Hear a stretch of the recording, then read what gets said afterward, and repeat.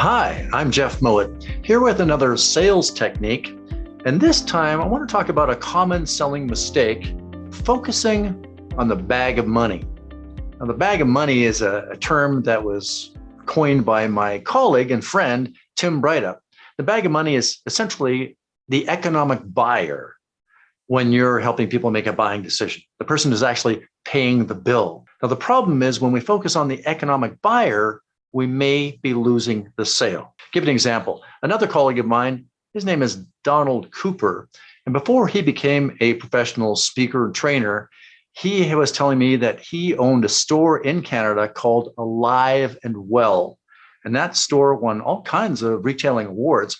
Well, Alive and Well catered to women, and often women who were moms who had kids. Now, the problem, of course, is when women are shopping for clothing and they're with their kids, those kids take attention and they can take time away from shopping for clothing.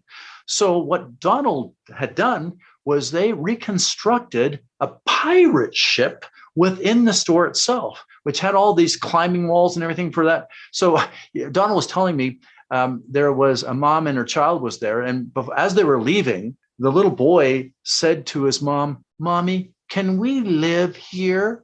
At which point the mom maybe said, "Sure we can. You just stay with this nice man. I'm going home with my new clothes." Okay, that last part I made up. But he did say, "Mommy, can we live here?" And the lesson is that Donald understood it's not the economic buyer who necessarily makes the final decision. It's the influencer. And in this case, when you're shopping, you got to have time. And so Donald catered it to the influencer.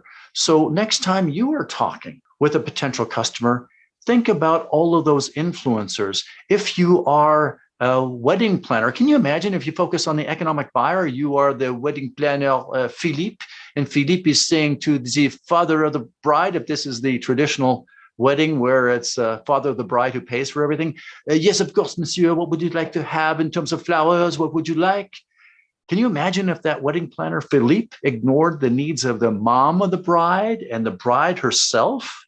I think Philippe would be, "Au revoir, à bientôt, don't let the door hit you in the derrière on the way out." So the lesson, of course, focus on both the economic buyer and also think about those influencers. And one way of making sure that the influencers are involved in that decision is when at the outset, when you're setting up meetings, say, "Is there anyone else involved in this decision who you think it would make sense for us to include in this meeting?"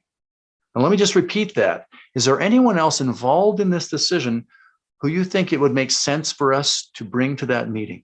And the idea, you didn't say who you want to bring, who you'd like to bring. It would make sense for us to include in that meeting. And that way, it sounds like a logical resolution. It's easy for them to say, "Yes, I should probably bring along so-and-so." I hope you find that to be helpful. If you like this video, I think you're going to love my tips. You'll find them for free at jeffsbusinessbuildingtips.com. See you next time.